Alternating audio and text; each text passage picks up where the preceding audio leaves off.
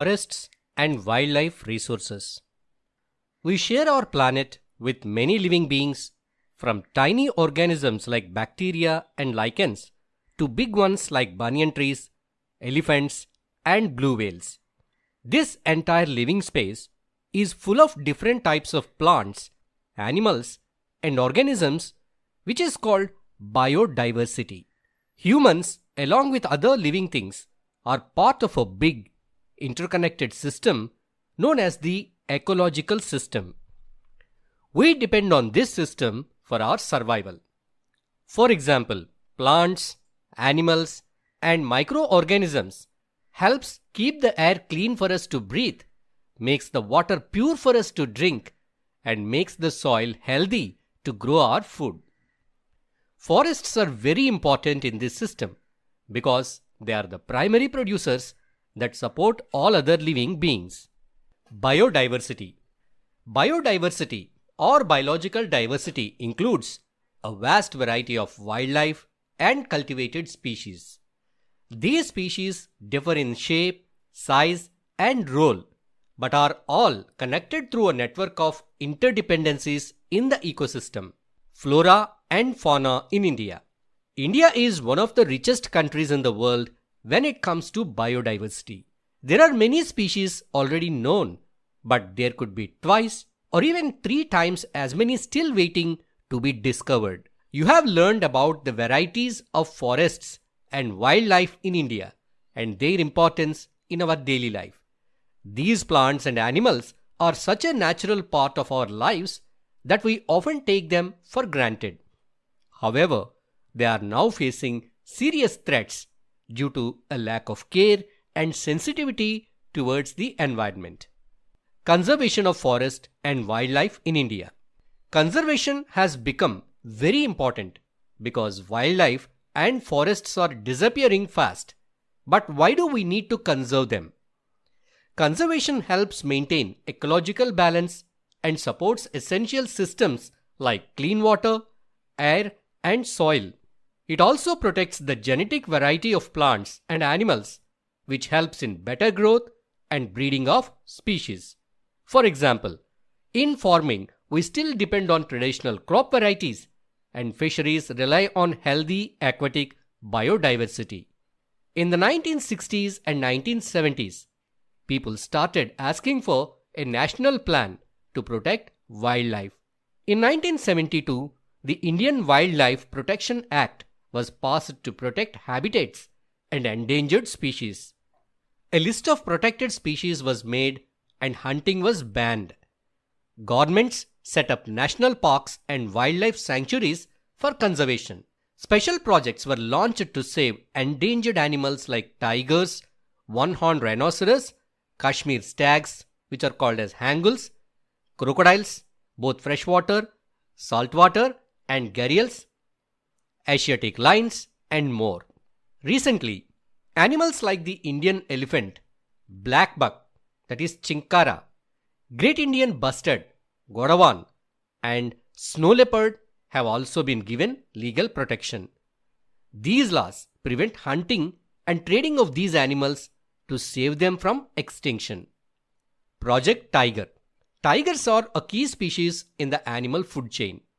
By 1973, India's tiger population had dropped to just 1,827 from an estimated 55,000 at the start of the century.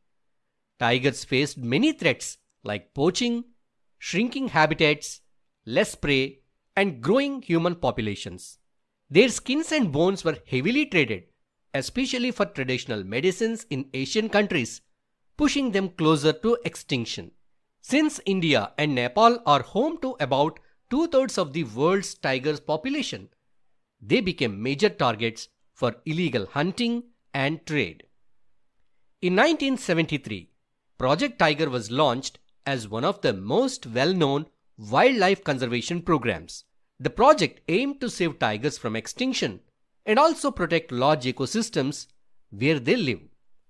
Some famous tiger reserves in India include Corbett National Park, Uttarakhand, Sundarbans National Park, West Bengal, Bandhavgarh National Park, Madhya Pradesh, Sariska Wildlife Sanctuary Rajasthan, Manas Tiger Reserve Assam, and Periyar Tiger Reserve Kerala. Status of conservation projects. Conservation projects now focus on protecting all types of biodiversity, not just a few species. Efforts are being made to find new ways to conserve different species. Even small creatures like insects are now part of conservation plans.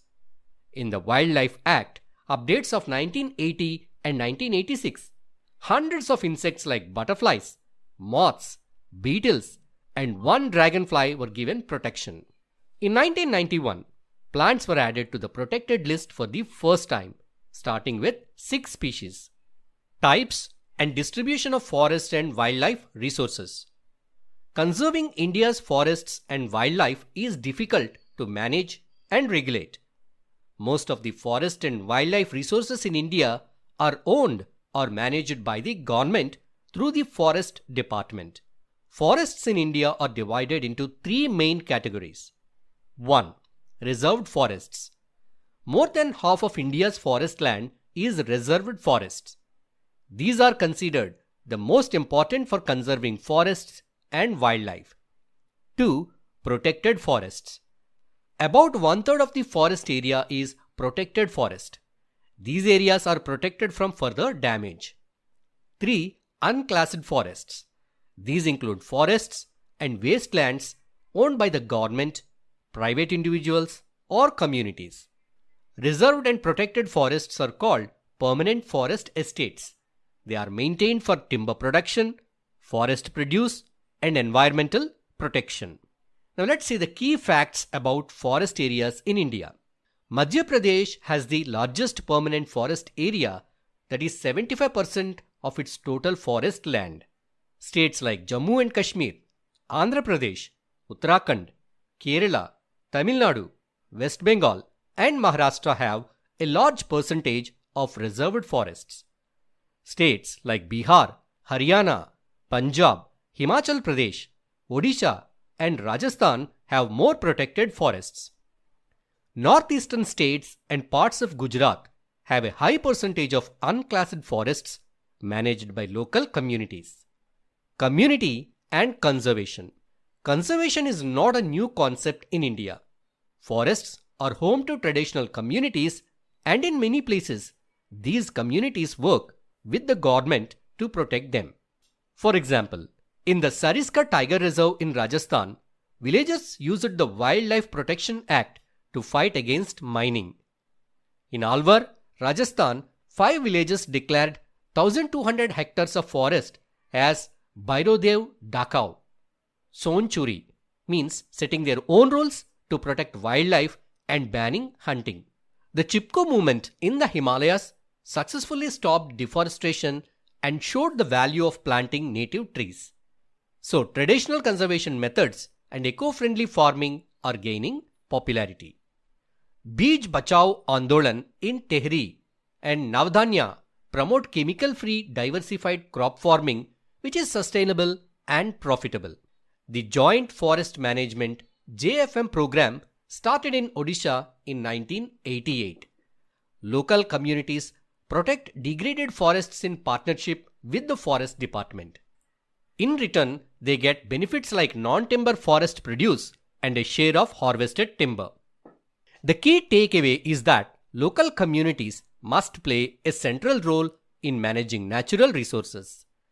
Development activities should focus on being people-friendly, environment-friendly, and economically sustainable.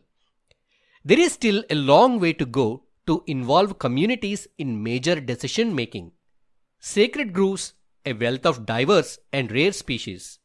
Nature worship is an ancient tribal belief that teaches us to protect all creations of nature. This belief has helped preserve some forests in their pure form known as sacred groves, that is, forests dedicated to gods and goddesses. These forests are left untouched and locals strictly avoid any interference with them. Some communities worship specific trees and have protected them from generations. The Mundas and Santals of Chota Nagpur worship Mahua and Kadamba trees. Tribals in Odisha and Bihar worship tamarind and mango trees, especially during weddings.